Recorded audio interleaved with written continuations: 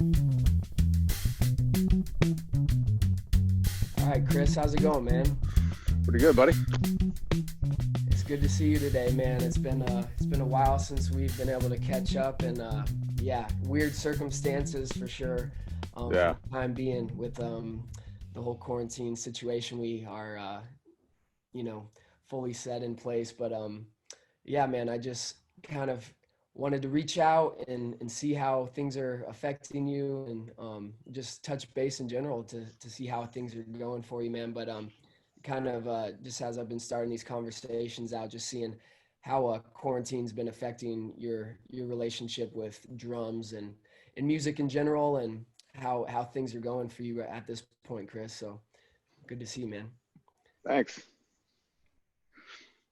Do you want me to launch into come Yeah, talking about that? I'd love for you Cool. just kind of touch base on that, and from there just talk about whatever. But yeah, man, how has quarantine been directly affecting you, man? I think it's been great actually. In every crisis, there's obviously opportunity, um, whether you're looking for it or not, right? And Right. so, for example, there's a thought I've been having recently, which is what I think I even made like a post about it. Um, what becomes the value of the thing you do when the marketplace says that that thing is no longer relevant, or at least not for a while anyway, right? So what I'm referring to is our ability to get out and perform, because that's where the majority of our of an artist rep, or at least as a musician, where our revenue comes from. And so the moment that thing no longer has a place, then what do you do? Right. And so obviously people are scrambling and trying to figure out how to pivot to making their money in alternative ways.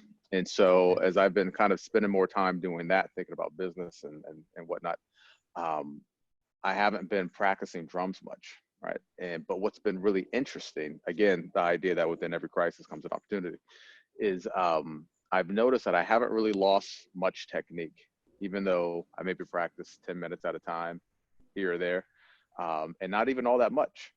And the thing that I realized is how much sugar I was taking in, right? One of the things I figured out years ago when I was in college, I was on a set break playing with trumpeter Sean Jones, actually. We went to we went to college together, and I remember I downed two of my favorite cocktails, and then I remember playing, for the a second set, and I remember going, "This is weird. Like my brain totally knows what's going on, but my body doesn't want to respond the way my brain is telling it to." And I was like, Right, "Note to self, okay, right. like this sucks." But I'm glad I'm experiencing it now, right? Like when you're young and the stakes are lower. And so I said, Of okay, course. note to self, I'll never have more than like one drink on a set break. And so so anyway, I've in fact I think I was like 24 when I figured that out. And so like ever since then, I've never had a drink on a set break. And if so, it's only because like the gig really sucks and I need some way of like challenging myself to get through it. And so that's like me putting like a handcuff on myself, you know?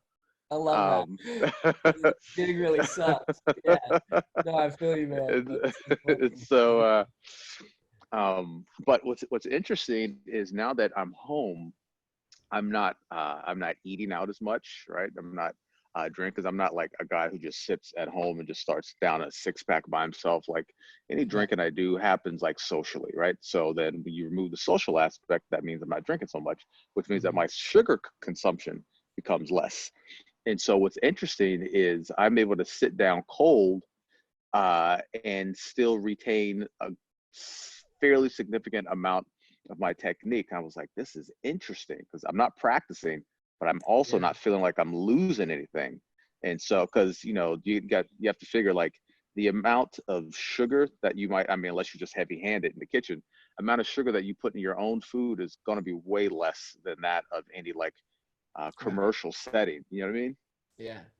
So that's been a huge sort of eye opener. And I remember actually I made that post, and my dad, of all people, who's like never on social media, he commented. He was like, "Well, son, it's like I've been playing music for drums for 65 years." And he's like, "What I've come to realize, it's not about how long you practice; it's about what you practice." And I was like, "Of course, absolutely." But I think what tends to happen is, and we sort of touched on this a little bit about maybe 10 minutes ago when we were getting this set up, Yeah. um, how we tend to just follow these routines that people have given us to do, but because you respect those people, you defer your opinion to their opinion. Now, it's Yeah. fine if you defer your opinion to their opinion, but you've vetted the information that they've given you. That's different. You're like, okay, well, I have my ideas. Uh, Frickin' Herbie Hancock has his ideas. I've tested his ideas and I've come to the conclusion that his are better than mine. Right? Totally different. As opposed to like, well, he told me to do this, so if it's good enough for him, it's good enough for me. Right? And that's Right. usually what we tend to do. And we've heard all these sayings of like, well, if you're not shedding so many hours a day, then you're not really you're not putting yourself in the perfect position to grow. But I think what happens is when you're young and you're developing technique, it's like someone, it's like it's like a kid and his father, right? You have a young kid and you have a dad who's like a carpenter. And so he's got his toolbox of all these tools. And as a kid, you look at those tools and you go, we'll call them rudiments or grooves, whatever. And you're Right. like, I don't know what any of these things do. So you kind of have to go through and touch and play with all of them to get a sense of what tool gets what job done. Okay. And Right. so now that I've been playing drums for the past, I guess, 32 years, I've touched a lot of stuff. And so now I know that if I do this, this is the result that I'll get. And so it allows me to go straight towards the things that I know will yield a return, as opposed to doing things just because my teacher told me to do it and Yeah. it's a good idea. Yeah. No, I can relate to that, man. And you know, regardless of whatever the exercise is that you just kind of you hit the repeat reset button on a daily basis of like just I need to like get through my sort of maintenance routine. And I know even going back, I remember our lesson together probably must have been 4 or 5 years now when I was first coming out of college, when we had that really great lesson that I've taken a lot to heart since then. But you know, just about like having some sort of routine that you can like maintain and feel like, okay, here's my thing that I can get through in order to feel like I've, you know, kept everything in order for the day, and then everything else can then be a little bit more of growth and expression in those areas. But yeah, Totally, I totally. know what you mean in terms of like kind of getting stuck into like just I know this is what it is and I know it works, and you know, not questioning that because it's given you returns in the past. So you're like, I'm just going to keep going to that. And so I'm certainly one of those type of people that wants to like brush through a few things in my like daily arsenal of exercises of just kind of Hmm. like going through the motions to make sure I'm just kind of like oiling the gears, if you will.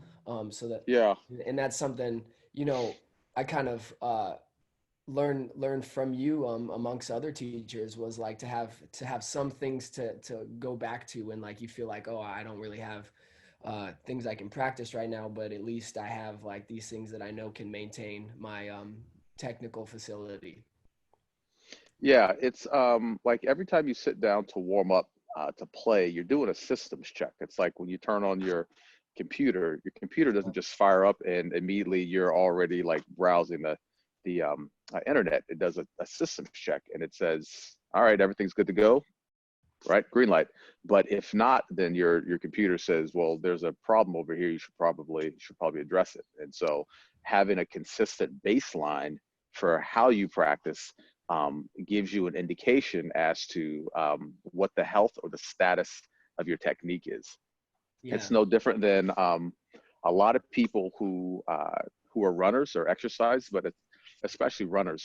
I think those are the ones that are going to fare the best in this sort of COVID-19 situation in regards to being able to diagnose, like self-diagnose where your health is. Because if you know that every time you run, your body feels a particular way, Mhm. then if you go, well, nothing has changed in the past several days, but now my body feels different, then you start questioning yourself with like, well, what have I done different in the past 2 to 3 or 4 days that might cause me to feel this way? Because all my other things I've been doing haven't changed, right? And so it's a great way of giving you a good baseline. In fact, there's a trumpet player who's from here, lives in New York now. Obviously, he's back here right now because of the shelter in place. But his name's Tony Glauci, fantastic trumpet player.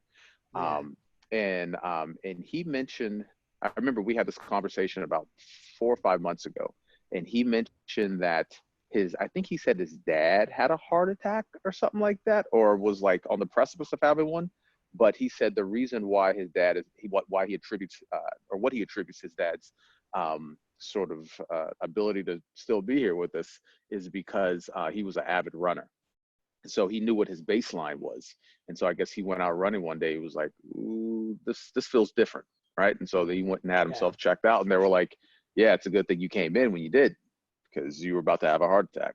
Whew, yeah, that's crazy, and I can relate so heavily to everything you're saying, man. And I'm someone that is just like hyper sensitive to the way my body feels in terms of Mm. that baseline layer. And sometimes I think it's almost to a fault. Like I'm too acutely sensitive to like, oh, like when I go to play da da da da da da da da da, that doesn't come out quite as clean today. I'm just like, oh man, like we gotta hit a reset, and then that's where I start to kind of go through and like just trim the fat a little bit and get loosened up in some of the ways that Mm. I've worked out that work for me. And so I'm Yeah. I'm just I'm curious as to um, someone that firmly believes in maintaining like yourself. I know this because I've learned that philosophy partly from you, but also like how are you how are you maintaining right now with practicing so little? I'm just curious what you think some of your assumptions are, some of your Oh, theories are in regards to that, like being able to sit down only for like maybe 10 minutes a day and then just like feel like you're staying on course and your body's physically allowing you to maintain in that sense. great question. So I understand how drums work. And so that means if I understand how drums work, then the only thing that's keeping me from being able to play any faster or stronger is muscular fatigue. Hmm. So I exercise every day. I remember there was a point when I was in college. Chuck, I never forget it. I was a sophomore in college, and back then I was really into lifting weights that much more, or more than I am now. And I remember I went a whole month without actually practicing, like only just doing gigs. But I actually got faster by the end of the month. But it's only because I was lifting every day, just about. And so then, like when I had that little epiphany, I was like, oh, that makes sense. Because when I was in high school, I really lifted weights, do it 7 days a week, played tennis 7 days a week, all year round. It never stopped. And so I never got tired from playing drums, even though my technique was like far inferior to Yeah, what it yeah. is now. But I was able to muscle my way through everything because I had the stamina and strength, you know. And it wasn't until years later when that went away. Talk about bass lines, right? Then I started feeling like pains and like my rear delt and then my traps or whatever, blah blah blah. I'm like, I didn't even know I had muscles in certain areas. You know what Right. I mean? Yeah. And it's because I was able to plow through because of my physical conditioning.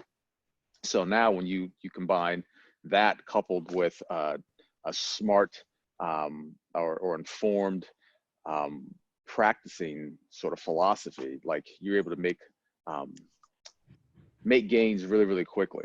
Because fact of the matter is, sitting down practicing ain't gonna make me no more money, right? So like, Right. oh, that's also another thing. I had a conversation with someone because they were like, well, this is a perfect opportunity to shed more. I'm like, maybe, but that's only if you know how to make money one way, which is linearly. Like, I do a thing, I get money. I don't do the thing, I don't get money, right? And you have to figure that like your technique is something that comes and goes as your age increases.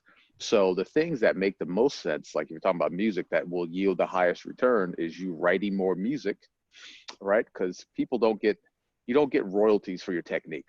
No, You get no. royalties for Sure. people licensing your dang music. Um, so writing more music. What else did I tell someone recently? Um, oh yeah, and I guess just kind of focusing on building other assets could be like real estate, whatever. In fact, it's funny. I remember Jeff Watts did it was like some last minute drum thing he chose to do on the Lower East Side of Manhattan. this was like maybe 2007, something like that. And I remember I was like, oh, cool. I'm gonna go ahead and check this out because it's not that often that Jeff is getting out there and doing these sort of random teachings. So I'm like, I'm definitely going to drive the 45 minutes Right. from Central Jersey to Manhattan so I can find where this teaching is going to be. So anyway, someone asked him at the time. They go, okay, so how are you making money these days? Because Jeff was talking about, the things are changing, constantly. And it's funny, like he sat back and he smiled a little bit and he goes, well, as quiet as it's kept, he goes, I have a significant amount of money tied up in real estate. And I remember going, huh, because there's another dude in New York, fantastic guitarist that everyone respects. His name is Ron Afif, killing guitar player actually. Excuse me. And he's a landlord. And then the guy who I used to play with every Friday in Brooklyn, um, his name's Greg Lewis, great soulful organ player. He's a landlord too. And I was Yeah. like, interesting. Okay, I'm starting to see a pattern here, right? Right. And then I remember Greg Osby came to my school once, and I'll never forget it because it was like probably the best talk I had up to that point I'd ever heard anyone give, who was a musician, and everything he talked about had less to do with music and more to do with business. And he was talking about the smart financial moves he made along the way, and I was like, okay, I'm getting these random signals from these various like well-respected people, and I should probably pay attention to that. And so again, I guess to come full circle, technique comes and goes, whatever. But what makes the most sense is that you focus more time on building out your sort of repository of songs that you can play. In fact, I remember I was watching something several years ago. It was that VH1 Behind the Music or something like that. Right. Or there was, I think, was that it, or maybe it was something else. Anyway, it was like this quick like little like 4 minute thing, and they would splice in and out various little bits of an interview of like Aerosmith. One was of like Esperanza Spalding, another one was of like Bon Jovi. And they go, if no, they go, what advice would you give to up and coming artists these days? And they literally all said the same thing: write as much music as you possibly can.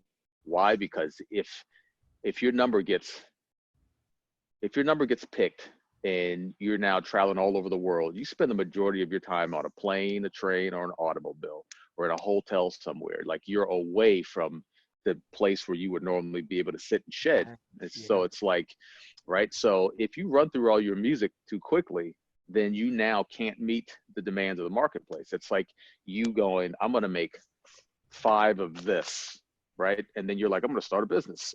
But like, I come along, I go, I want 10,000 copies of this. You go, I don't know if I can produce that many, right? And so when you write as much stuff as you possibly can on the front end, then when you find yourself on a plane, train, and automobile, you've got so many songs to sustain you. So then that way you can take your time to build out the other songs that will inevitably take you longer to do because you're always on a train, plane, or an automobile. Man, that's great advice, man. For the songwriting folks out there, that's really helpful. And also, I know just creating that backlogged sort of library of your own music is just going to make you that much better of a songwriter in general. So you can be throwing out like, ah, that's whatever. This one I really love, and then you constantly get to go through that practice as well, and that philosophy of like, oh, I'm always working on creation, right? And so Mm-hmm. um, as someone who's just now starting to get into songwriting and being able to, orchestrate and compose music barely from my understanding of piano and whatnot. But you'd be proud of me, Chris. I'm taking up a little bit at a time and taking what I can. You knew that I Yeah, didn't come from a notated instrument background, so I'm yeah. I'm, I'm doing my best with the resources available to begin to understand a little bit more in Mm-hmm. a composition background. But I think that's amazing, man. Your advice in terms of being able to backlog that library for yourself, because then you get to kind of just pick and choose and categorize, right? Like, oh, this really fits in these projects, and all of this music doesn't at all. But I can totally create another lane for that and another avenue to promote that music later on. So I think that's really Yeah, awesome. right? Because it's like people don't show up to see your chops. They show up to hear your music, right? So if you have no music, then you have no gig in which to show your chops. But Right. also, your technique is relevant to the music that you have to play. So I think we live in an age now where there's way more instrumentalists than we ever have had before. I would imagine, but I Oh, think we have certainly. Yeah. less, right? But I think we have less musicians. And the funny thing is, like when I hear people's like their teaching strategies around teaching an instrument, what they're teaching is how to play the instrument. Um, One of the things that I think is really important for people to remember is that the technique, or what we call effective technique, is literally what won't land you in the hospital. That's all it is. Because you have, cause I guess a good way of looking at it is what we call perfect technique or correct technique. Really, what it is, it's a best practices approach to playing your instrument. Mhm. I remember when my my freshman year in college, they made us take our piano proficiencies, right? And so I've been playing piano mostly. Actually, yeah, all my piano playing is basically self-taught. But I understood that when I would play certain things on the piano, I'd go, well, I can only play it this fast. Let me change the fingering to see if I can find a better way to play it so it's just as clean, just as fast. And so, and at that time, I'd been like transcribing lots of like Freddie Hubbard solos. So I was learning to play those kinds of things here. And so that a lot of the technique and shapes that I built on the piano actually came from Freddie Hubbard, ironically enough. And so, so It's when a it good came point. time for me to pull, so when it came time for me to take my piano proficiencies, they're like, well, here's how you finger these scales. I was like, oh, that's a thing. And I Yeah. was like, oh, got it. And they're like, huh. And so, right. So then I guess I stayed in that piano proficiency class for like literally a week and a half. And then I was able to audit out of it. But it's only because I figured it out through pain. I was like, nope, that hurts. Let me try it a different way. Nope, that hurts. Right. This feels good enough. I'll do this until I find something better. Right. So the technique that we use should be relevant to the music that we have to play. So when you're talking about like shedding, like what do you shed on? Like most people are like, oh, do you have this book or do you have that book? Do you have this book? You know what? I think we can all get away with just buying the damn real book, because let your technique or so all right. So in the military, we always talk about train the task. The task is that you have to play these songs, right? Right. So use that as an indicator for what technique you think you're going to need. So Yeah. learn Amen, to man. stick, right? So like learn to stick the melody of like a Charlie Parker song with all flams. See what happens, right? Learn to stick it with however it is that you choose to stick it. But like that's no different than what you would end up getting in a book. But the problem is with these drum books, they only give you drum stuff and it doesn't talk about music. So then you go, well, I played through this entire book of blah blah blah, whatever. So then you go to play and you're like, all right, so now how do I apply it? But if you I start with a couldn't. I song, couldn't agree more, man. right? but if you start with an actual song, you know exactly how you're going to apply it because you're thinking the song the whole time. So when it comes time to play that part of the song, you're more inclined to probably play those ideas.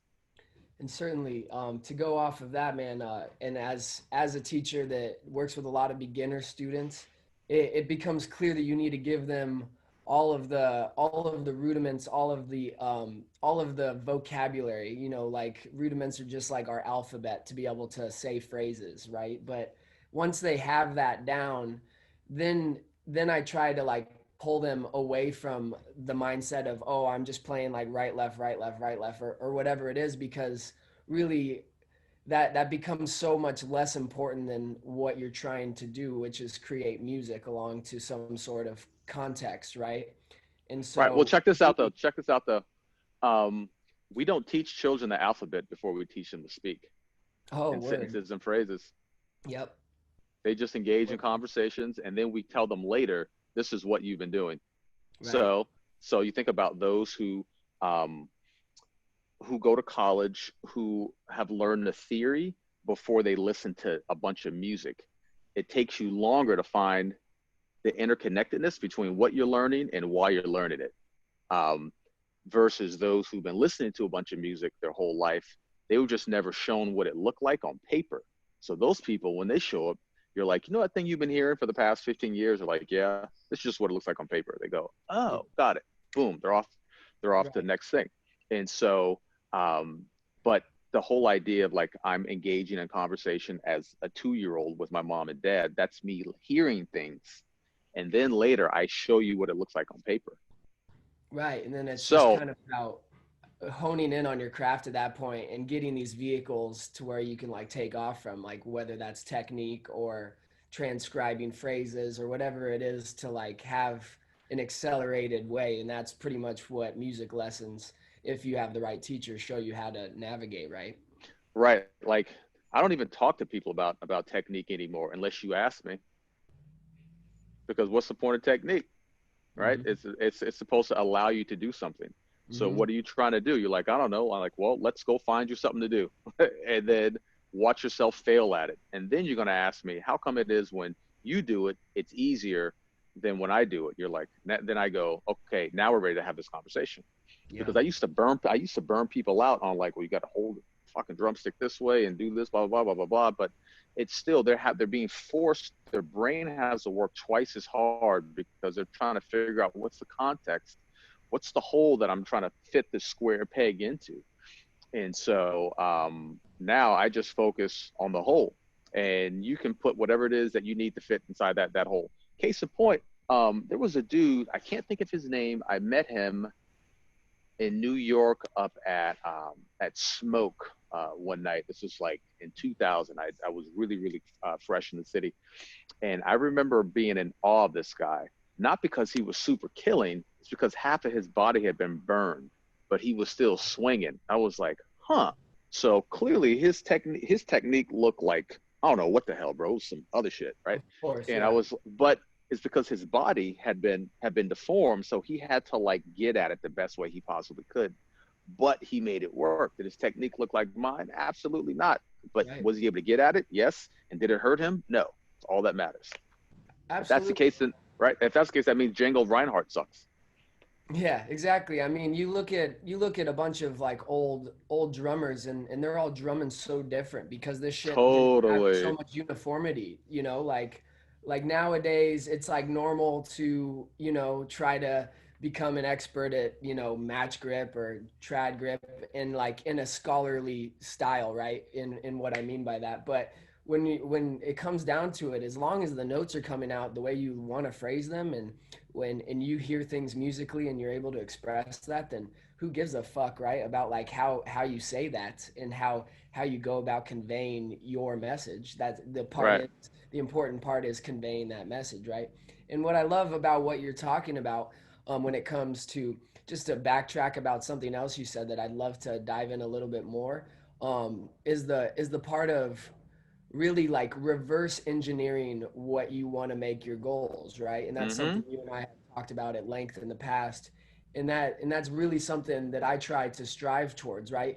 If I know I want to sound a certain way, then I should really be prioritizing the things, whether those are exercises, whether that's shedding to music in those styles, whether that's listening to drummers that I want to sound like in those styles. Yep. I should be going about those means to reach my end goal, not like doing all this other shit that like just teachers say is helpful to become a good drummer, right? Because that just means like less than nothing to me anymore. Like it used to when I was, developing, before I truly felt like I was like, even knew what a voice on an instrument was. Now really that's all I try to think about is how I want to sound, what voice I want to continue to develop on my instrument, and further go deeper into that and really load up on that.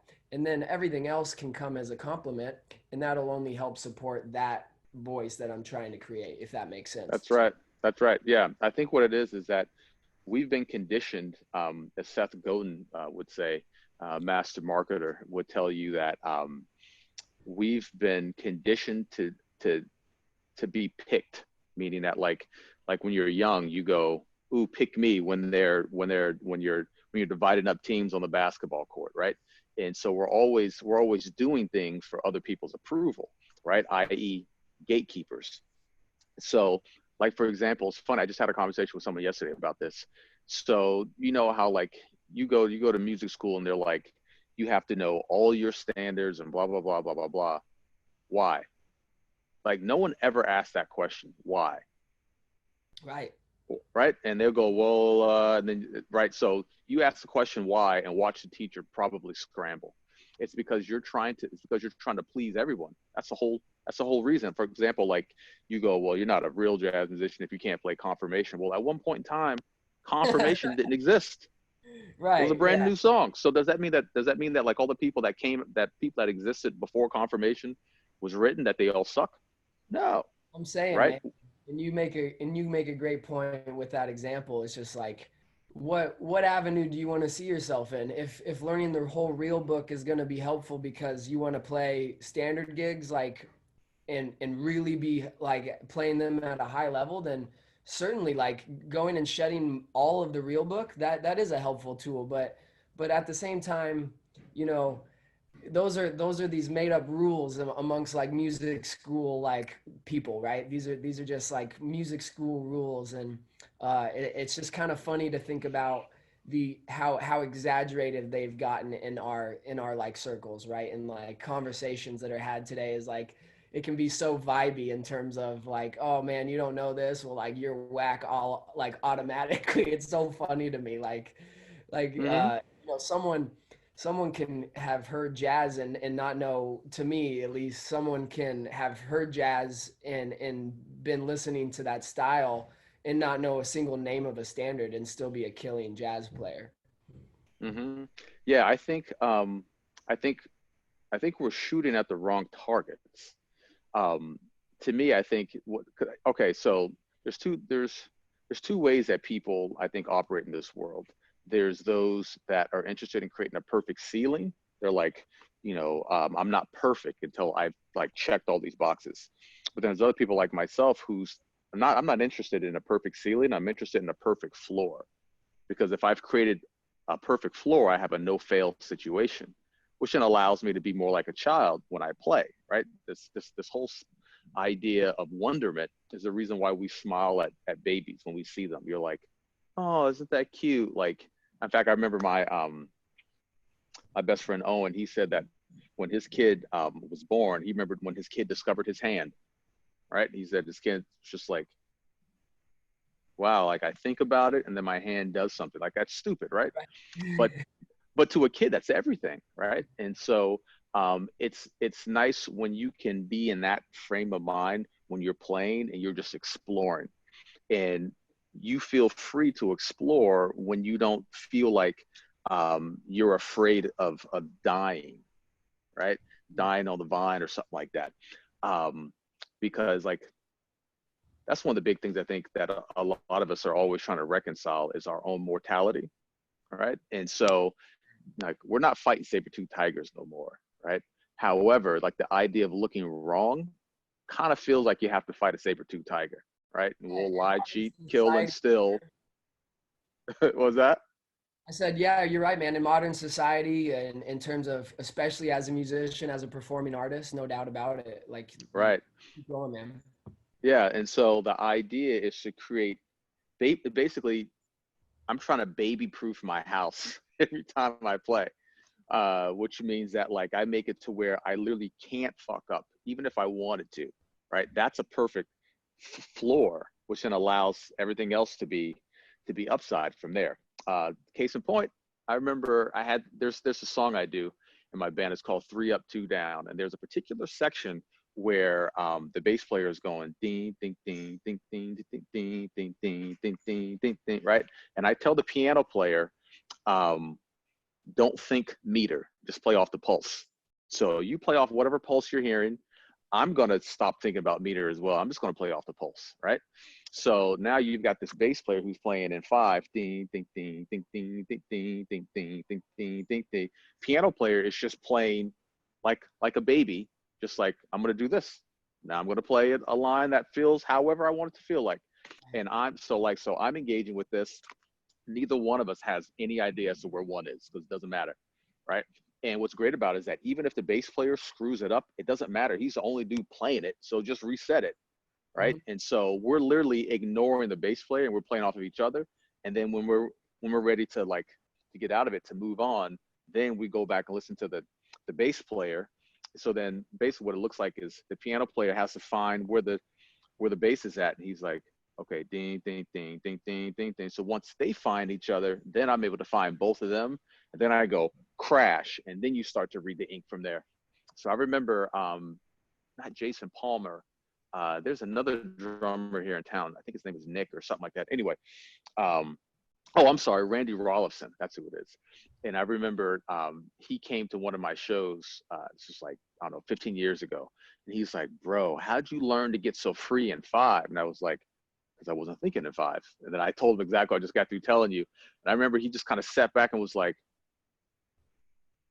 mind blown. Like part of him was kind of like, wow, that's amazing. The other part was like, I hate that it was so simple. Yeah, yeah, it can be frustrating to get hit with some truth like that, though. Honestly, as someone that knows how like long it can take to get over certain creative hurdles in like what we're doing, right? It can be like what do you mean you just devastated me like with that answer, like because you put it in a way that is so easy to grasp when Yep. like people in their head build it up to be this like monster, right? Like it's this demon. Like Yes. anytime you bring it up, like, oh, anxiety, like what the fuck, odd meter, like, oh no, that. But if but you're right, like there is some simplicity in Hmm. that creative expression that you talk Yeah. about. Where if you lose yourself in a melody or in a pulse, it can be a lot more accessible to your whatever your creative output is or facility that you have in you, like at this moment. And I think um, that's a really cool way to you know hone in on something that can be written in a scholarly music school environment to be Hmm. like something catastrophically difficult, right? And so Right. And so like one of the things I think about sometimes is I almost feel like I I kind of hate to say it like this, but it's almost like I have to justify your tuition dollars by giving you busy work because I can show you what I do in a very short amount of time, but oh then but then you're not going to pay me your money. Like that's kind of like the whole idea of like I could easily cure your illness or I could give you a band-aid that allows you to live with it. So you have to keep relying on me. You have to keep coming back to me. Right. And so if I create some really cryptic kind of way of thinking about doing things, you always need me.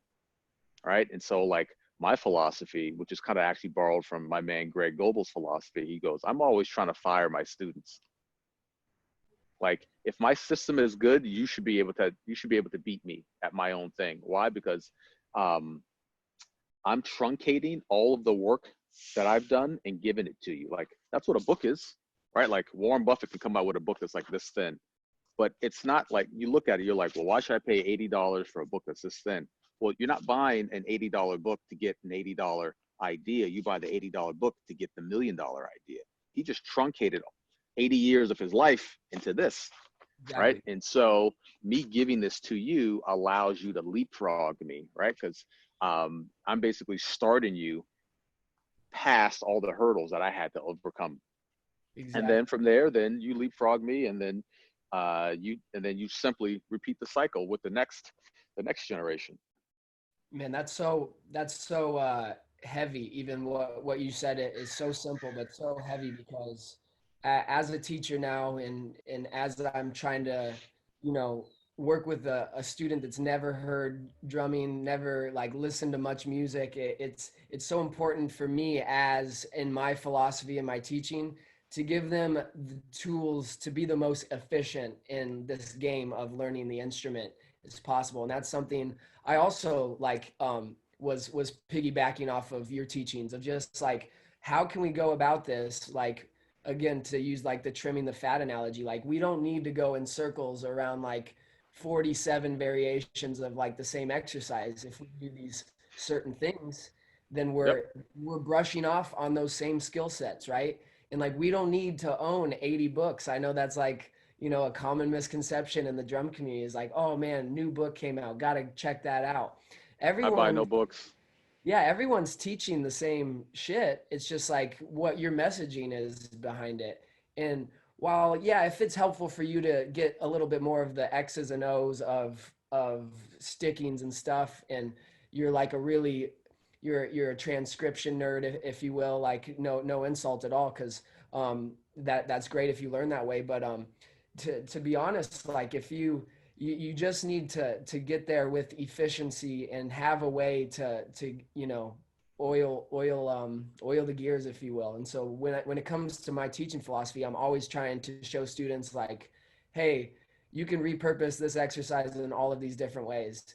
And like, you don't need to go through all examples of 1 through 60 in the syncopation book. Like, choose choose two that day, and then really, like, get strong on them, like dive into them. And like, by making those musical, you just got better at all examples 1 through 60. I tell my students that all the time. Like, you just got better at all the examples by diving into two meaningful for you that day. And it comes down to how intentional you're being about your practice. And then, if you have the tools from a teacher, hopefully, that's showing you these things and not just giving you a million exercises and not telling you how they're helpful to you. Yeah, and at the end of the day, the things that you do. Okay, so the practicing strategy that you employ satisfies one of two things. It either helps you to play a song better, or it helps you to play a groove better. So here's what I mean by this. So remember how back in the day when you would watch a car commercial, and they would always show you cars getting destroyed with the daggone test dummy in there, right? Because they're trying to show you that the value of you buying this vehicle is predicated upon your desire to feel safe when you're in a car, right? And so all they're doing is simply stress testing the car so you can see what it looks like. So that way you can start to imagine, oh, okay, if that was me, I might be able to walk away from hitting a wall at 85 miles an hour, right? And so to me, the value of practicing out of these drum books is a way of stress testing your groove. So groove being like with your feet, right? Because when a car goes down the street and you're like, woo, that ain't all the high pitched stuff you're responding to. It's all the lower frequency things called the bass, right? So when I practice, like for example, I remember I wanted to get free with playing clave in my feet, right? So I go, well, how can I do that? So then I started taking these, like the hardest drum corps, like snare drum A2s I could find. And I would practice playing that with my left foot playing clave, my right foot playing tumbao. So that's my way of stress testing my ability to be able to not have that thrown off by this. And my logic behind that was that I'm never going to take a drum solo that sounds that tricky. So that means that if I can do this well and it not affect this, then when I'm playing normal, then it makes it that much easier for me to play other ideas that won't disrupt that. It's no different than like when you see a basketball player who, when they're warming up, they're wearing like ankle weights or like waist weights, right? So then when it comes time for the game, they take that stuff off, and you're like, phew, Becomes right? easy. Becomes way easier. Yeah. And then in regards to music, that really that just has to do with you shedding the melody in as many different permutations as you possibly can. So like I love this whole gospel chop like concept, which is really simple, right? All it is just simply a rudiment with one or two bass drum hits or perhaps hi-hat hits that offset it, and it just happens really fast. I love that stuff. However, where a lot of these guys that have that stuff together, where they fall short is that they don't know the song. So when you hear them play, you're like, that's a cool idea, that's a cool shape, but there's only so many shapes you're going to be able to make before you have to repeat yourself. So then now, like, you stop being interesting pretty quickly because you have a very short shelf life. But if you're playing the melody, you can get 5 minutes of content out of like one stupid idea, right?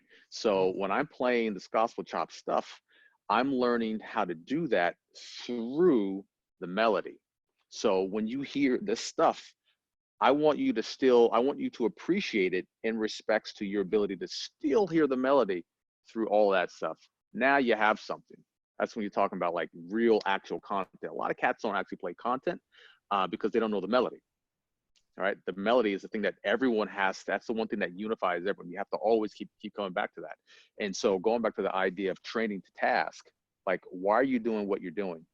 So the terrain, that's the reason why I've been harping on this idea lately of using mission and terrain as a good framework for how to prioritize what you're doing. So the mission, if the mission tells you what needs to be done, then the terrain tells you where it needs to be done, and then where it needs to be done, and then what the obstacles are going to have to be that you're going to have to overcome. So when it comes to taking a drum solo, what does that terrain look like?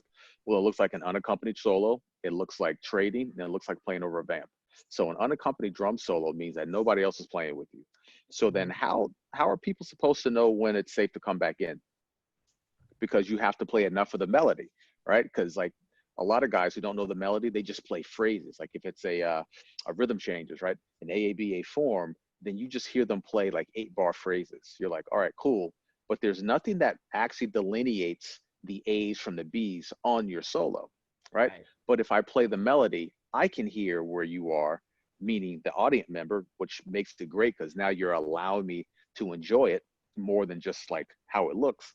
But Mhm. also the other musicians on the bandstand feel comfortable about knowing when it's safe to come back in so they don't accidentally step on your drum solo, right? So there's that. That's the first. The second is trading. So when you're trading, we don't have 12 drums like we have 12 notes on a piano or something like that, right? So how is anyone supposed to know that within a 4-bar or 8-bar span of time that we're thinking the melody?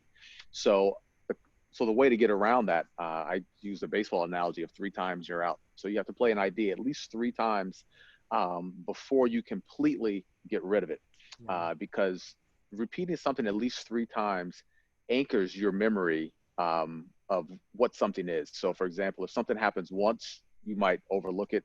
Twice, you're like, all right, could be coincidence. 3 times, you know it's on purpose, right? Yeah. That's the idea around about that. And then a vamp based solo is a combination of the first two. So you can either play off the melody of the vamp, or at the point that you choose to stretch, it's 3 times you're out anyway.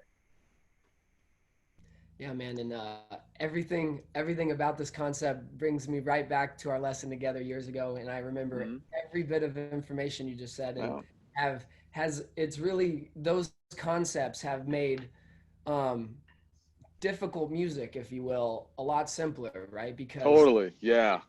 if you're going back to the idea of our baseline is the melody, and that is our core essence of this song, right? And really at the end of the day, everything else is just supporting that melody. All of us are That's up right. on stage playing different instruments in support of one like Uh-huh. commonality, and that's whatever the melody Right. of the song, and whether or not a bass player is playing a part that's supplementary to that or complementary to that, rather, there's still playing just a melody to support whatever the theme of the song is. And so you're just like bringing me right back into our lesson. I remember being in your basement now of you going over these Yeah. concepts of how to learn songs by playing them on like the snare drum and learning the melody that way. And then like Uh-huh. all of a sudden you know that song 10 times better than if you had just actively listened to it, like, Uh-huh. and so these things have all helped, you know narrow your focus, which is something I know Yeah. you're a big believer in, and I am as well, in terms of when it comes to playing music, subconsciously we might be thinking of a million and a half things. But if our focus is on one thing, it really streamlines things and allows you to get clarity in like a very busy forest, right? Like Yes. you need to be able to find clarity. Otherwise, you're just going to be swimming in this deep ocean of your thoughts and getting distracted by certain Uh-huh. concepts and elements. And it's really comes down to narrowing that focus. And that focus is always going to come back to the melody. Yep. Right. Because we fall. I love this phrase that no one rises to any occasion. We fall to our level of competence. And so, you know, when you're on the precipice of death, your focus gets really narrow, right? For example, like if you're sitting eating somewhere, there's an active shooter event. Suddenly your field of view, where like right now, like I'm sitting in my backyard, I'm like, oh, I'm taking in the trees, blah, blah, Mhm. blah, blah, blah. The moment a dude with a gun shows up, all you see is the guy with the gun, Mhm. right? And so whatever you have together, um, facility wise, so to speak, to get you through that is what you're going to lean on to get you through the situation. Yep. And so, one of the things that I was going to touch on that kind of ties this into what you just got through saying is the melody, right? So, meaning, and this is something I remember I picked up from the bassist Chuck Israels. He goes, if every melody has a different melody and you're playing off the melody, then by definition, every drum solo you take can never be the same. I remember thinking about that. I was like, oh, wait a minute. Yeah, he's absolutely right. Because one of the fears that we always have is how different can we make the next solo Playing the from same the solo thing. that we played? Right. And so you're like, oh man, that just took all the pressure off of me to have to be brilliant. Like, we don't need you to be brilliant. We need you to be useful. And I will decide if I think you're brilliant while you're being useful. But if I'm thinking I have to be brilliant, then that turns all my attention on myself, and which means that I don't see anybody else on the daggone bandstand or people out in the audience. But if I say be useful, now my eyes turn away from myself, and now I'm trying to figure out who can I help, who can I help, who can I help, right? So so the way that we play the changes is by playing melodies. The way we play alternate changes means we're playing other melodies. So for example, um, the melodies that I practice playing on the drums are all Charlie Parker melodies. Why? Because they're really fucking notey. Yep. So it gives me stuff to play. So if I'm playing like John Coltrane's Impressions, not a lot going on there, right? That's a very boring solo. Boo, digga digga, like that's boring, right? So what I might do is go ding, digga digga, just to convince you that this is the thought process that I'm going down. Then on that second A, I might go with Charlie Parker's opera vibe. So dee doody dee, doody dee doody doody oh.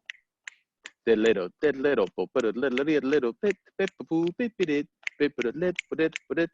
bridge, doody dee, doody dee, doody doody oh. Mary had a little lamb, little lamb, little Yeah. lamb. Mary had a little lamb, which was white as snow. Top, right? Yep. So the people who solo the best, they do so because they know a lot of melodies. It's Mm. just you just don't know what melodies they're playing. Right. So it's kind of a smoke and mirror deal, right? So that's the deal when it comes to soloing. Watch this on the other side when you have to accompany people.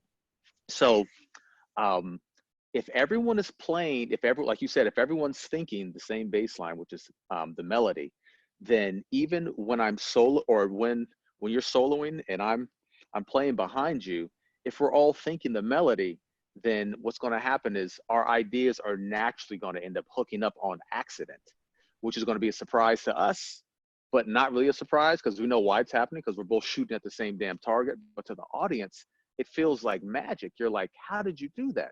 And I remember watching, you can find it on YouTube. It was a Miles Davis special, and they were interviewing Herbie. This is like years and years ago. And Herbie said when he was in Miles's band, it always felt like they were doing this, but every now and then they would lock up on something and then go away. And they lock up and go away.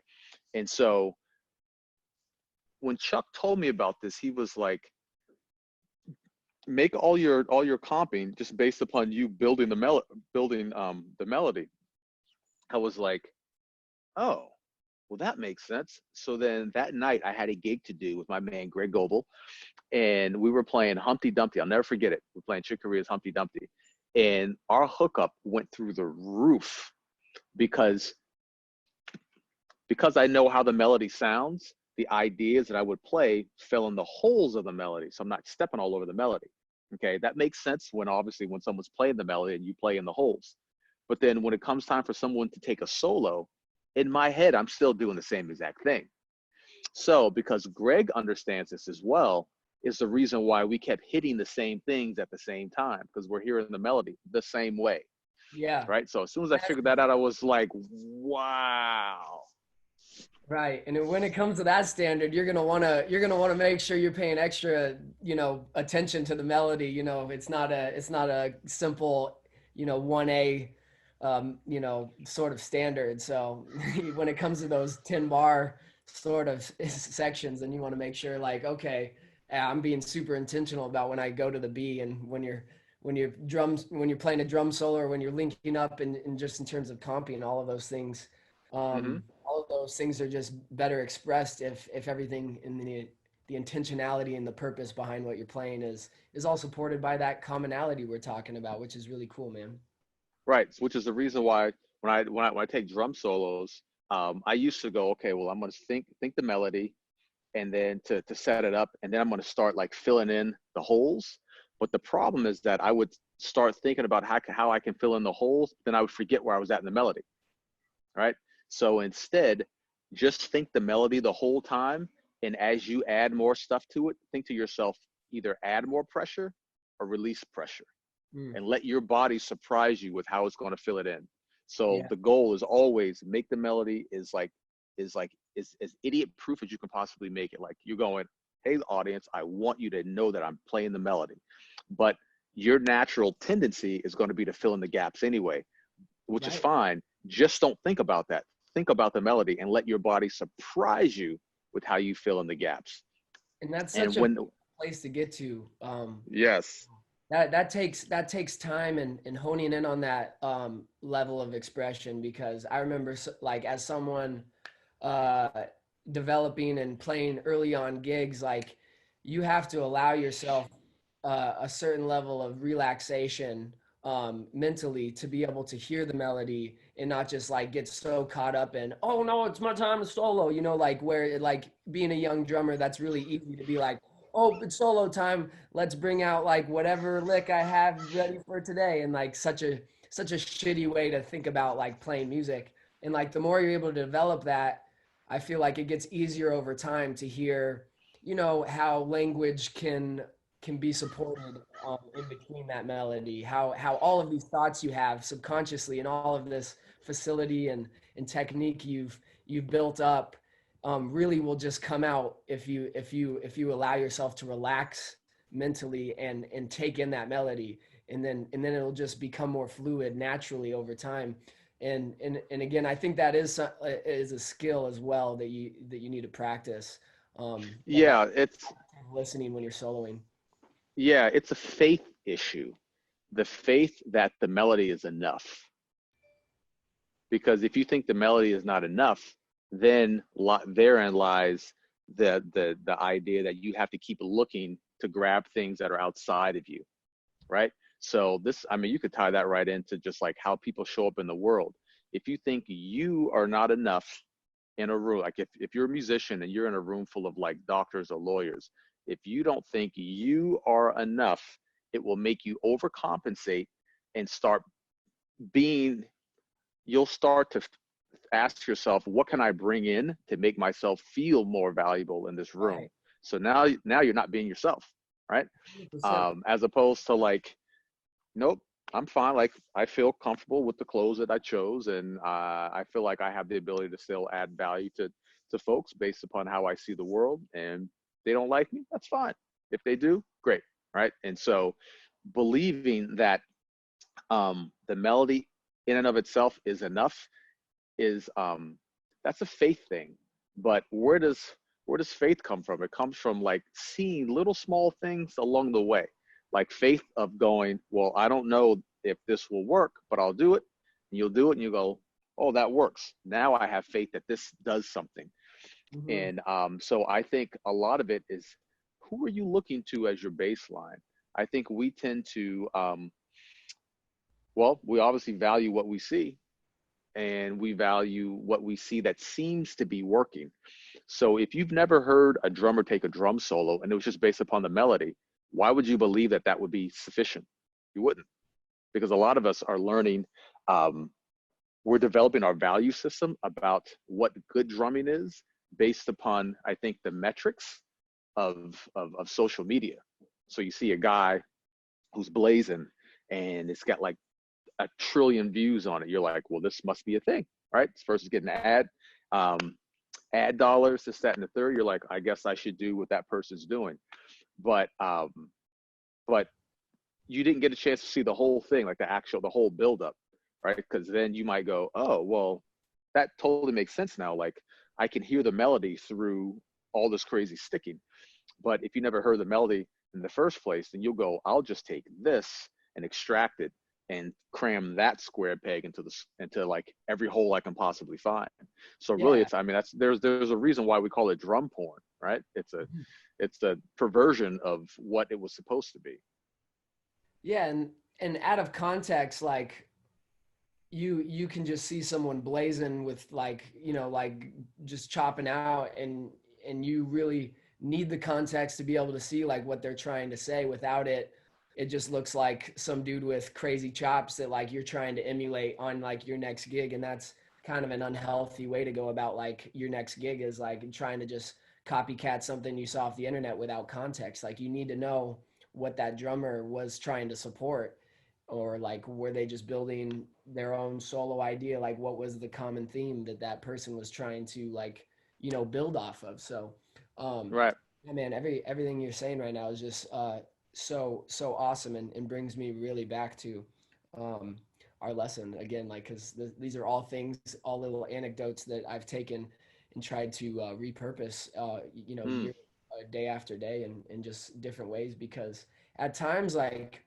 at times as creatives, I think we put too much pressure on ourselves, at least speaking for myself, um, by doing what you just said. And that's like falling into these like unhealthy trains of thought where like you allow like your ego to take over, and instead of just being like, well, actually, like that drummer sounds amazing, but it's because he or she is thinking in this way, and like they just have the facility to be able to express themselves that way. But um getting out of those creative ruts, if you're able to come back to these simple concepts, it really helps tremendously yeah. refocus and to reset your mind in terms of like what actually is important, like what needs to be said. And then your freedom of expression will take over from there. I feel there's always Yeah. different phases you can pick up. Like you said, there's always different ways to shape a rudiment you already know how to play. But all of those things will continue to develop, and what needs to remain the constant is really that balance of the way you think about the music you're playing.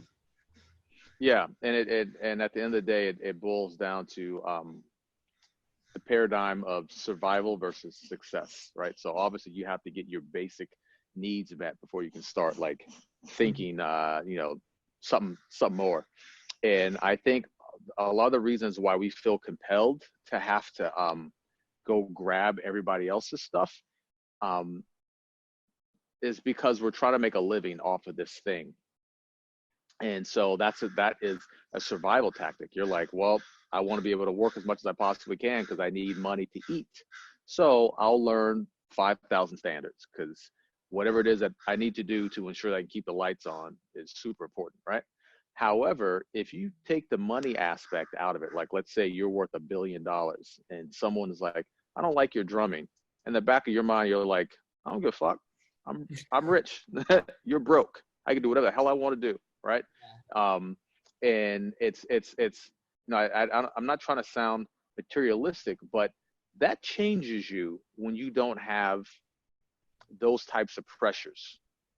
Because Kidding, think yeah. about it, the majority of the gigs we do are not value adding gigs for most people out there.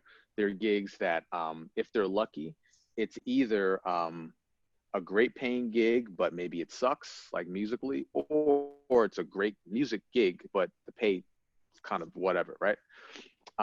It's rare that a lot of people on a consistent basis are having their cake and eating it too, right? But the reason why you have to take those shitty gigs is because you need the money. So if you didn't need the money, you wouldn't take those shitty gigs. So you fix the money problem, you fix a lot of stuff. But in fact, you fix the money problem, you fix your time problem. Because the reason why you do what you do, the reason why you invest your time into doing things that you need to do, or that you feel you need to do, is because you're trying to earn an income. Yeah, So exactly you right. here's the thing, and this is like the big come to Jesus moment I had a while back was, does it make more sense for me to have a thriving career as a musician, as a drummer, whatever, or does it make more sense for me to live a phenomenal life with music in the middle of it? And the answer is the second one, because that's actually where everything started from. It looked like it looked like me having only really one job to do. Don't flunk out of school and sound good at your instrument. That's it. Because my mom and dad were paying for everything, right? So my mom and dad were the asset. So when you grow up, your job is to figure out, how can I recreate that same scenario? So now I'm going to have to get surrogate parents, which looks like you own real estate, like Jeff Watson and Ron Afif and all these other guys.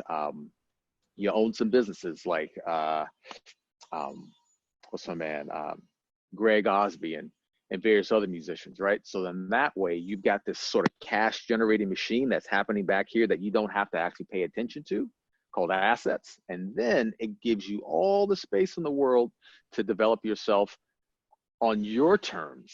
Because the whole idea of having to learn all these standards, you wouldn't do that unless someone told you to do that, which means that you're not developing yourself on your terms. You're developing on someone else's terms because they told you that that's what you're supposed to do. Yep. Yeah, no, what I guess with that being said, I really like the point you just made. One, how are you, um, you know, I guess diversifying how Mm-hmm. you make money in your life, Chris, and what advice would you give to someone, young, hungry musician that like they don't see another way of ever making another dime in their life, like with that Right. how they resonate their whole identity with, or something along that terms of whatever they're wrestling with, to be like, nah, like I'm not really hearing that, like I'm just trying to make money with music and like nothing else. Like I guess, yeah, those would be Yeah. my two follow-up questions. Is one, like how are you putting use to that philosophy, and what advice would you give to someone that struggles with finding a means to go about other resources? Okay. So again, it goes back to reverse engineering. The reason why we do what we do is because we want a particular lifestyle, and that costs money. So the reason why you chose to become a musician is because you saw the musicians, and you're like, I want to play like them. So you go, what kind of lifestyle do I want, and who has that lifestyle? And maybe I should probably ask them how the hell they did what they did. So the first thing, which goes right back to like hearing music and then seeing it written down, as opposed to seeing it written down and then trying to go um, and find music that you think fits this thing that doesn't have a sound because it's just written on paper, right? That's like, I think what what tends to happen is everyone's looking for the ladder of success, but the problem is you never ask yourself, what wall is it leaning up against? Like the size of the wall dictates the size of the ladder, but that's not the way we're taught in school. We're taught all to do the same exact thing and somehow get a different result, which Yeah, is just go to through the go motions and eventually something will happen for you. Yeah. right, exactly. But you have to ask yourself, who told you that? Was it someone that is at your same financial level or income earning level, or was that from someone who maybe makes less money than you? Right? Chances are you didn't hear that from a rich person, right? In fact, when I'm in these two different spheres, so these different like social scenes, the topics of conversations people have are wildly different, like not even close to being in the same hemisphere. And um, so first thing is, what's the mission? The mission is, what lifestyle do I want to have? The reason why I chose to play drums wasn't because of drums, because I saw my dad's lifestyle. I go, oh, he gets up whenever his body's done sleeping. He teaches some lessons. He goes and does a gig, hangs out with his boys, and goes out with Diana Ross for however long he's got to do that. And then he comes home, and I'm, kind of like they say, with the rinse, wash, and repeat kind of deal, or wash, rinse, and repeat. And I'm like, I like that, but I saw it first. So had my dad had that same lifestyle and was like a banker, I would have thought, I guess I need to be a banker so I can have that lifestyle, right? Um, for example, there was a lot of people right after 9/11 who were like, I'm joining the goddamn military, right? Who wants to get back. Yeah, you got in for the wrong reasons, right? Um, because you got inside the military and you're like, this ain't what I thought it was going to be, right? So there's a lot of people who, when I got to New York City, I saw this, that, you know, I would look at these guys' discographies. I'm like, oh man, you must be living a certain way. And then I get there and I realize they're living no better than me as a freaking college student. So if I follow you, my results are going to be no better than you. And that's when I started thinking, okay, so I chose the ladder and I didn't choose the wall. I mean, granted, I chose the wall and like as like a North Star, but there's a lot of other little walls along the way that you're gonna have to scale, which are going to require different kinds of ladders. So terrain or mission is what lifestyle do you want to live and when do you want to have it? So like if I'm going to go run a marathon, shouldn't I know how long the damn marathon is? So I don't like try to sprint right out the gate, right? But at the same token, if I'm only running 3 blocks, I probably shouldn't like take my time. I should probably sprint, right? It's a it's a pacing issue. That's what the whole work-life balance issue is people have never figured out what they want and when they want it. Because if I'm trying to go, my goal in life is to make $1 million in 1 calendar year. Well, if I'm 15, I can really take my time with that. If I'm 79, I should probably bust my ass, right? So again, find identify what you want, when you want it, and then you find the appropriate ladder that matches to that. So for example, like if it turned out that I could work at NASA, but the hours were conducive for me to still shed and grow and do gigs, then I've won. That's the perfect situation. What we want is to be able to have the freedom, just like we did when we were young and our parents were paying for everything back here. We want the freedom to keep growing. And so if I have to go work at a damn bank or do something else, as long as it doesn't take me away from my ability to grow, that's all that matters, right? So for me, I've got investments, and I also understand how to make money for myself, right? So the amount of money you make is in direct proportion to the amount of value you add to the marketplace. Well, what influences the marketplace? Businesses, not employees. If an employee loses their job, whatever, you replace that person. If the owner of a company dies, there's no succession plan, the company stops existing, right? Right. So that means you need to somehow connect your body and your talent to a business.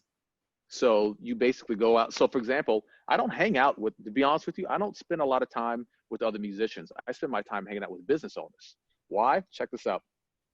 The president of Wells Fargo can't tell the difference. Chances are, I'm willing to bet this, that they can't tell the difference between John Coltrane and John Smith, who lives down the street. Really can't, right? However, they're always doing things. There's a convention here. There's this, that, and a third going on. So because they're not taking the time to go out and figure out like who's better than whoever, then what it means is that when an event pops up and they need music for it, who are they going to think about? They're going to think of whatever musicians, probably like the 5 closest people they know of. You want to make sure your name is in their mouth. Right. So by me spending time with business owners and developing a really strong relationship with them, they're telling me, what their joys and concerns are. And because of that, I'm able to, then I go, well, I would love to help you out with that in any way I can. Right. And so then, in fact, here's a great strategy. You want to get the gig somewhere, don't go up and say, hey, here's my CD or demo tape. Go up and develop an actual relationship with them and go and patron that place at least 4 or 5 times before you ever have a conversation about you performing there. Right. And then you go, man, I love this place. I love this place so much that I want to see to it that this place thrives. What can I do to help out? What do you think Right. they're going to probably say? They're going to go, I don't know. What do you do? And you're going to be like, well, funny you ask, right? I knew you were going to ask. I just fucking set you up. Yeah. So then you go, well, I play music. Now you've already, by you doing that, you've tilled the soil. And now they're thinking, well, I've never thought about having music here before, but I'm willing to invest the creative brain power to figure out how I could integrate you into this place, because I want you to be as fired up about my business as I am about my business, because I know that if you are, you're going to go out and you're going to be my mouthpiece. because as they know, word of mouth is the most powerful form of marketing. So I can literally walk into any establishment and create a gig, manufacture a gig. Yeah. Yeah, man, that's really helpful advice in terms of what you just said a lot too, as someone that that went to business school and didn't do full-time music school. What you just talked about was branding, really, and being able to have a consistent message behind the business, which for musicians is just ourselves. Like that is the business. Uh-huh. And Yep. whether you have music to support it, or whether you're just a freelance musician, whatever it is, it's just you and your music, or it's just you and your talent. Like those are the only things we have to offer. So it gets a little bit stressful, I think, for some without that mentality of, oh, how do I shape myself to really stand out? Like I know I'm good at my instrument. I know I can get gigs. I know like some people like the way I sound. But really when it comes down to it, like you're talking about branding yourself and also the networking side of business when it comes to like creating those relationships of people that value your input and think that you can add value to their equation, like you said. And so that's really helpful, what you just touched upon, man, because I think Yeah. the least talked about and most important thing to becoming a successful professional musician is what you just said. And again, how many times do you see someone play where you're like, oh, yeah, I have 20 friends that can play just as good as that person, Mm-hmm. and they're on like a major stage or like on some really cool gig or some cool session. But Yeah. they got that gig for a reason. And why is that? Because of everything you just said. Like they were able to add value at the right time and create that relationship with the right person to put them in place for that gig. So again, Totally. you just said, man, it Yeah. really was. And the big thing to remember is musicians don't give gigs, right? Businesses give gigs. Mm. If somebody gave you a gig, it's only because they were the middleman. So that means that I got my cut first and then I hired you for the gig. Mm. Yep. So you bypass the product and you develop a relationship with the business owner. Which, if that's the case, then that means you now have the ability to manufacture your own dream team. So if you want to hire Herbie Hancock for like, Yeah. some 16-year-old's birthday party, you pay this dude $5 million, he'll do it.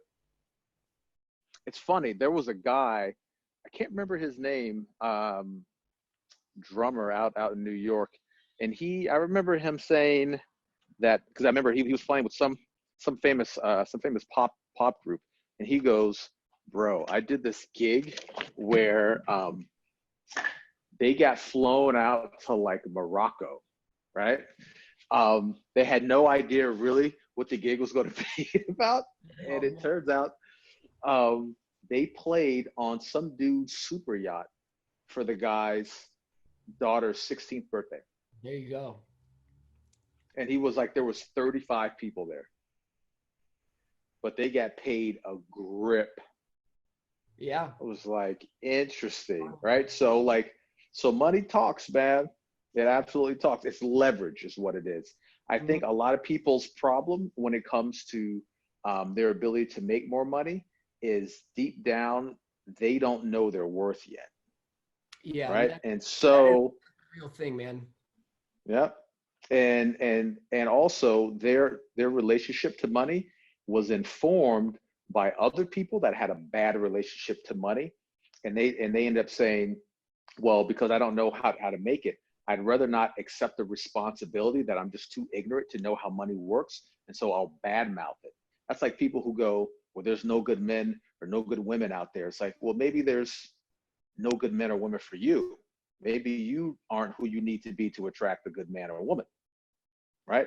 But if I say there's no good men or women out there, that's me absolving the responsibility for me to change by saying this must be a systemic worldwide issue. No, it's your problem. You suck. And maybe you should change to Yeah, attract the kind of people that you want around you, right? Because like they say, you attract who you are, not what you want. for sure. And what you just said, man, is great. But I feel like it's easy to get frustrated around the money, since when it comes to something, musicians tend to be a little bit more like adverse with the relationship with money, instead of like what you're talking about, which is like a little bit of like, how can I change my behavior to make more of that, or to put myself in line to have a steadier income at what we're doing. And I think it's the stigma behind like what we're doing is creative and should be done with passion at all times. And of course, like, we want that to Yeah, be the, and like, no doubt about that, like what we do because we love to do it. But when it comes to making money doing what we want to do, you got to be self-aware and reflective to make sure that you're aligning in with what you're doing to create a product, right? And again, to go back to, and that product is valuable in some way to someone that's going to pay you to do that, um, for them. That's what it comes down to. And right. So like for both example, like if to just to make a quick point, I think you can uh-huh. have that great relationship with music and still be accepting of the shortcomings of, okay, or your shortcomings, and be self-aware of that in order to change and be reflective enough to say, okay, how do I create this desire to play music and still put myself aligned with more financial security. And sorry I cut you off, bud, but go No, ahead. no, you're good. You're good. So usually what people think of, you're like, how do I make more money? And so they then go, I have to do these things to get attention on me. But here's the thing though, if the amount of money you make is a direct proportion to the amount of value you add to the marketplace, and that's reflective of businesses, what do businesses exist to do? To solve problems. Hmm. The bigger the problem, the more money you make. There's a reason why we pay brain doctors a crap load of money. It's the reason why we pay lawyers a lot of money to do what they do, right? So as a musician or just as a person, you have to ask yourself, what problems am I solving and for whom? A lot of us aren't solving any problems for anyone. So it ends up being a very counterintuitive approach based upon your conditioning, where you go, okay, I just have to go out and help a lot of people, be of service to a lot of people. And so, like, when I first got like acquainted with this whole idea that the amount of money you make is contingent upon the number of people you serve and how well you serve them, that then changed my whole mentality of why we pay people like Michael Jordan and LeBron James the amount of money that they make. Why? Look at the amount of people they're Yeah. serving through entertainment every time they perform. So you have all the people in the stands who pay their ticket price to come see you do your thing. The people who are selling merch, those vendors that are there, the people who are selling the food and drinks, the sports packages on TV, right? And so you ask yourself, how many eyeballs are on you, and how many people are better off because of you? Right. And you go, oh, that makes a lot of sense. Like, it's just me. It's just I'm over here by myself, wondering how come people don't like my shit. Like, you think that like you should just be able to like make something and voila, like people just start coming in. No, it's not exact. That's not how that works at all. But again, it goes, who can you serve? So me going to a business and going, how can I help you? Then they're like, I don't know. How can you help me? Well, Hmm. funny you ask. Let's have a conversation. Because at the end of the day, we're all in the same business, the people business. Here's the thing: wealth is created through connection and duplication. So if you look your phone is nothing but a paperweight without a cell phone tower or telephone lines, right? So the telephone industry connects you to people that aren't near you. Um, the automobile industry gets you from point A to point B. A company, like for example, if you're the 1905 and you hire my band to play, you're hiring me to connect you with potential customers. Hmm. If I'm a business, my job is to connect the people with the products and services that we want to sell them. If I'm a trucking company, my job is to connect um, a manufacturer to a retail space, right? It's all of this stuff. But the point that wealth starts to explode is when you have systems, you're able to duplicate. So now instead of you having one truck, you've got a whole fleet of trucks, Yeah. right? Or you have a record label that has many artists on the roster. Hmm. Yeah, exactly right, man. And finding a way as a band leader that makes original content, it's difficult at times to find the lane where you're able to create an audience for yourself. And what you just said, it's about kind of going back to who do I want to reach? How do I want to reach them? Like, are they going to be receptive of this music I'm putting out? And those are the things that I think become frustrating for people Yeah. that want like immediate returns in those avenues that you just talked about. And Uh-huh. so that's where I think there begin this disgruntled relationship and like such anxiety around financial health amongst so many musicians, is because that can be frustrating. You feel like you're just like walking into a corner wall over and over again and just stubbing your toe over and over again, where instead of like changing the behavior or making the product look different, or again, being self-reflective in terms of making that as marketable and creating an audience for that said product. Right. So the thing that I want to key on that you just got through saying is it feels. So what you say that like when I feel a certain way, I tell myself a story where I'm like, my stomach feels a certain way, and then my brain goes, what am I hungry for? Is it something salty? Is it something sweet? Right. Mm. So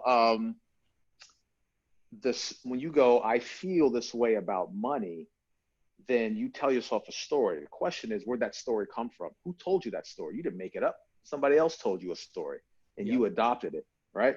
And so that's why it matters who you spend time with, because not everyone tells themselves the same story in their head when it comes to money and financial literacy.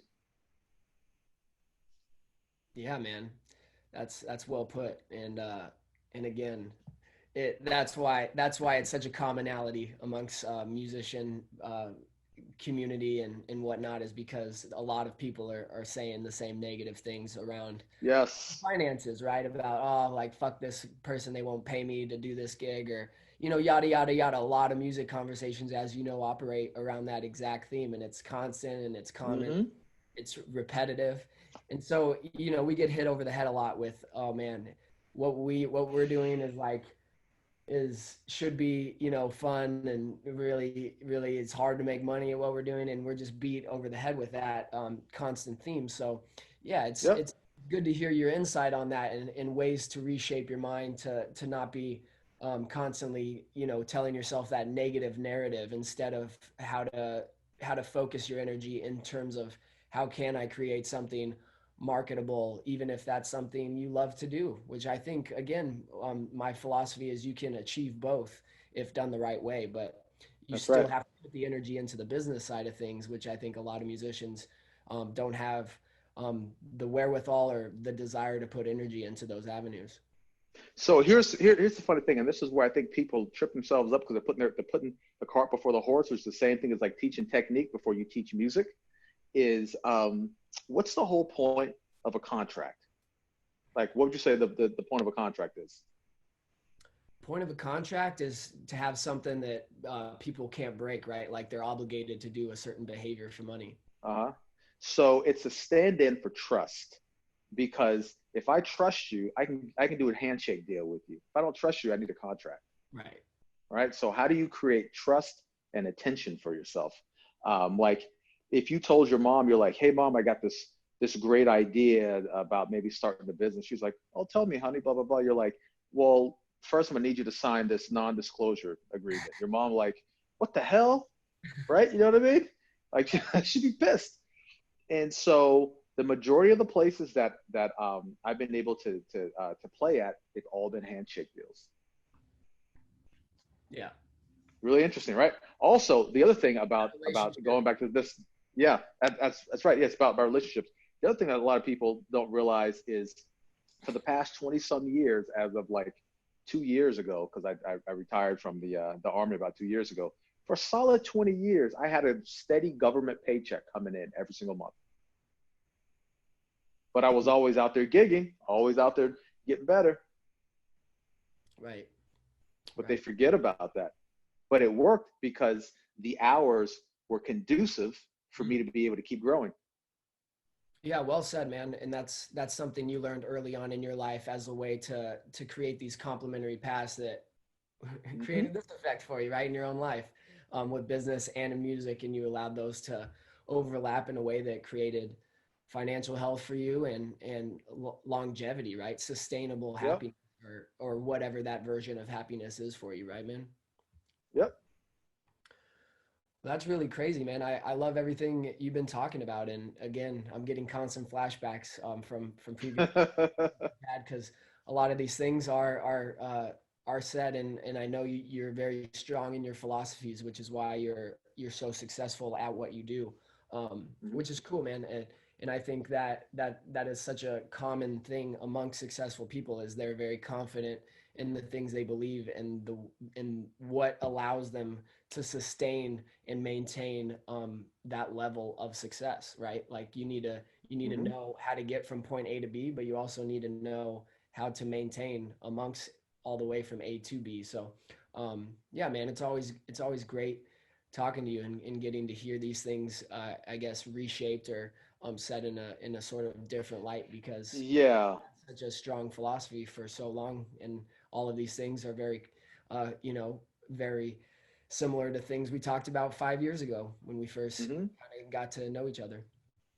The thing I was going to say real quick is so people are looking for these various strategies that you go, well, if I just find the right strategy, then that will lead to some kind of success. And strategies obviously are actually a part of it, but there needs to be a greater, obviously, a context there for you to know how to wield the strategy in the most appropriate of ways. And so, what I was going to say, the idea that, because you actually just got through talking about it, the thought that came to mind was the idea of point of view. So people are more interested in why you do what you do as opposed to what you actually do. Because if I don't know why you do what you do, then, and all I know is that you're a drummer and this other guy's a drummer, it becomes a race to the bottom, especially for the person with financial leverage. You're like, well, I just need a band in here. I can't tell the difference between Kirk and this other dude who's like 5 years old. Whatever. He plays drums, Kirk plays drums, whatever. I just need a drummer. Um, and Word. so it ends up becoming as Seth, again, quote Seth Godin, sort by price. Sort by price basically says that in a world where everything's equal, then I might as well go for the cheapest thing, right? Because they're all basically the same thing, right? However, what makes you choose a Louis Vuitton bag over a comparable Coach bag is because of the story that each one of Right. those brands tells you. That why. Right, exactly. Which means that each brand has its own point of view. So the question is, what is your point of view, and does the audience know what that point of view is? Hmm. So, ironically enough, the reason why I haven't been practicing um, more drums lately is because I've been spending my time blogging. And ironically enough, my blogging has gotten me more students. Yep. Because how's the average person to know the difference between me and somebody else? Difficult, unless I share my point of view. Hmm. And so what they're attracted to is my philosophy about music. And they go, that makes sense. Now, when you tell me to do something, I know why I should probably do that. Yeah, man. And So what point of view are we putting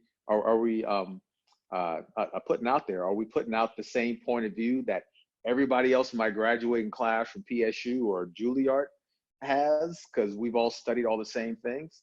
That becomes a sort by price. But if you're like, you know what, I didn't go to music school, but I have a point of view. You share that, and you're like, okay, well, you're the only person who can do that thing. I, So I'm going to have to pay you at your rate if I want that. I love that, man. And what you just said is so, I guess, poignant, man. It's really about being able to say something compelling that adds value to whatever someone wants to take in, and that's exactly it, man. And again, it's that difficult and that easy, really. Yeah, yeah, right. That's, That oh difficult, man, that easy.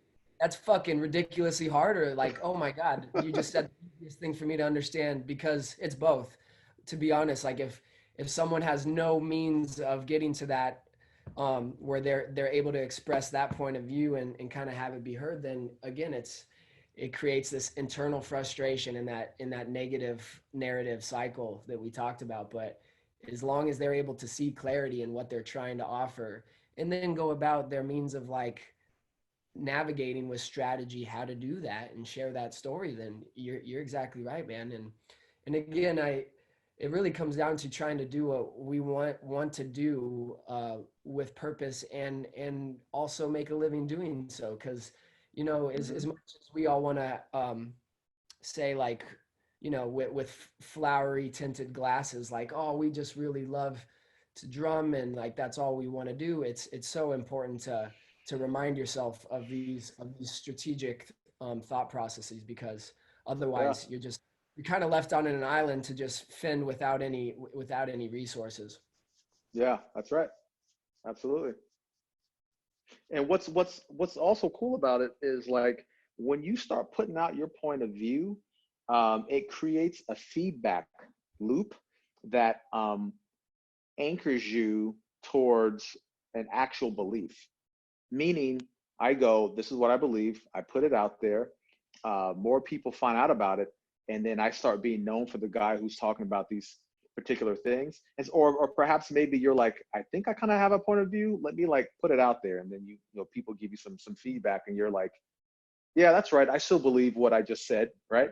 And so as a result, you start.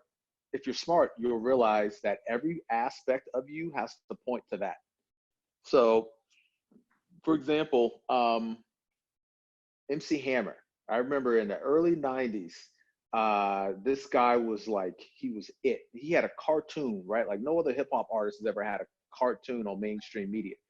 And I remember there was a point when he had to file for bankruptcy because he had no financial intelligence.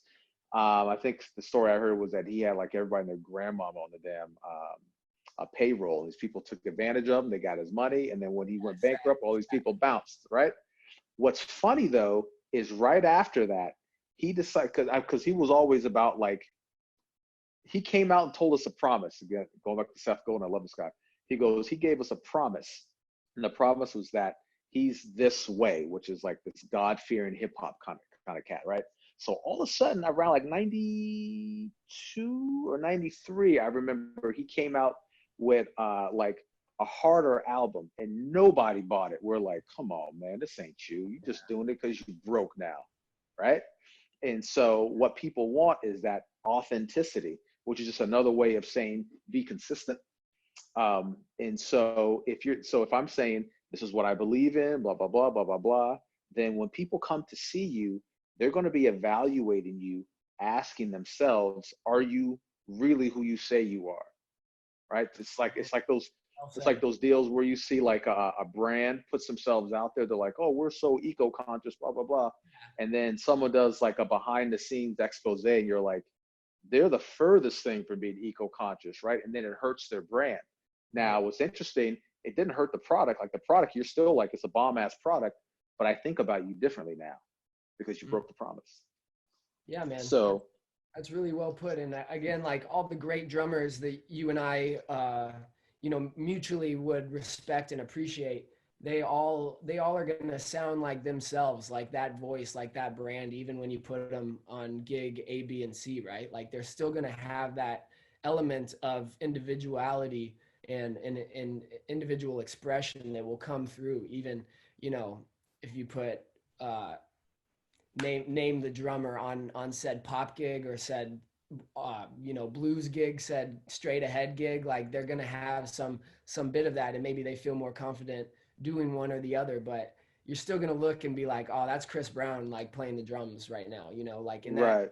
that's how I feel like that would translate to our personal brand, not only from how we like promote ourselves in music, but how we take account our own unique voice on like whatever gig you put us on. Right. And again, the only way to create um, that type of brand consistency is you have to have a point of view that's clear to you. Because if it's not clear, then you can't duplicate it. Yep. which then is the reason why you're going to be different every single time. People are like, I don't really know how to like make sense of this guy, you know. Yeah, I don't know. I don't So, know what which is it's the reason about. why, yeah. And for example, like I know for a fact there's cats here in town that look at me funny when I show up to like the 1905 just because of the way I'm dressed, right? Because I've put myself out there as being a certain way when it comes to how Yeah, I show up, and you look clean on right, good. You're well dressed. You're tied up. You know, you got the swag to support that, and that's your brand, man. right, exactly. And so when people encounter that at first, they're kind of like, is he making a statement or is this really him? And so as a result, you'll notice that cats won't be as quick to engage at first because they're trying to figure out, am, am I just putting on an act or is this really me? But after a while, you realize you're like, no, this dude's not changing. This is really him. Then they Yeah. become a lot more comfortable. Mm. Yeah. Well said, man. Yeah. That's important. And Yep. yeah, man, you emulate everything that you believe and you talk the you walk the walk after you explain how you think, man. So it's very clear in how you've gotten to this point, how you're able to sustain the brand that you've created for yourself. And you know, it's inspiring as someone right now that's trying to do their best at doing just that, is creating my own story, my own perspective, my own point of view, and all of that will come about into some sort of brand image, right, for myself. And again, these things aren't common music conversations, which is why I love how this kind No, of, they're not. right, They're like not at all. we don't talk about this with a lot of musicians, right? But it is important, right, to share your insight on this. And having you know been so successful in creating this narrative like you have, like I always appreciate you putting that out there into like a public format, because it's super helpful for young developing hungry musicians to like see like, okay, there, it's not just about how you play, like even though that's very important, like that's just one part of the equation. Yeah, there's all these other cogs in the wheel of success that make something go. Mhm. And it's not until you peel back those various onion layers do you actually see what's there. I remember when I used to study with Victor Lewis, he told me that he was doing a record date one day. And it was one of those deals where like the music is like presented on the date, and it was him, Herbie, and a few other folks. And he goes, we got the music, we looked at it for a little bit, and then we broke for lunch. And he noticed that everyone left for lunch, but Herbie stayed. And so he kind of peeked in and saw that like he was sitting in his booth, and he'd kind of go, hmm. And he'd try a little something, and sit back and maybe write a note, and then, right. And then when he came back for break, uh, Herbie already knew exactly what he was going to play, when, how, whatever. And he said as soon as they hit, he was like, this dude was crushing. Where everyone else was still trying to formulate their point of view on the music, he had already fleshed that out. Mm. So, um, for example, like I have a point of view about performance, not the playing, just the playing, but like the flow of this show. Like no one ever taught me that stuff before until I started checking out this cat named Tom Jackson. Tom Jackson's a name I started hearing about years ago when I was still in the military, because the military leverages his teaching system. They call it the the Tom Jackson model. And so right before I retired from the army, this dude just randomly came up to me. He was like, "Hey, I thought you might possibly like this." And like I'd heard people say his name, but I didn't really take it seriously. And so, which is the reason why I thought it was so random, but also kind of like a sign maybe that like I should probably go down this particular rabbit hole, because he gave me this book. It's called All Roads. I wonder if I have it. No, I think I lent it out to somebody else. It's called All Roads Lead to the Stage. Mm. And he says basically that like everyone knows how to play their music, they don't know how to present the music, and that ends up being the difference between how the audience perceives a great show versus a poor show, or better yet, a good band versus a bad band. Not so much how they sound, but how it looks. And so I was like, oh, I never thought about it like that. And so like he's got this whole diagram about how to create a set list. And when I saw that diagram, I was like, holy crap, that's exactly it. I have felt this, but I never saw anyone write it down like that. And then I also realized that I could take that same diagram and apply it to songwriting as well. Yeah. And the reason why he wrote it out that way is it comes off the heel of a question that he asked. He goes, "Are you dating or are you married to your audience?" Because when you're married to someone, you can do things that you can't get away with when you're just dating, right? And so after reading that, I was like, "Oh my God, he's just talking about life, but he's just doing it through the lens of music." So when I'm talking about music, giving drum lessons or music lessons, all I'm talking about is survival and success in life, and I'm just doing it through the lane of music. Someone else might talk about through the lane of cooking or being a plumber or running a bank or running the dang country. Who knows? It doesn't matter. But the point is, we're all having the same conversation, which is, how do I get my basic needs met? How do I survive? And then how do I go up from there? Yeah.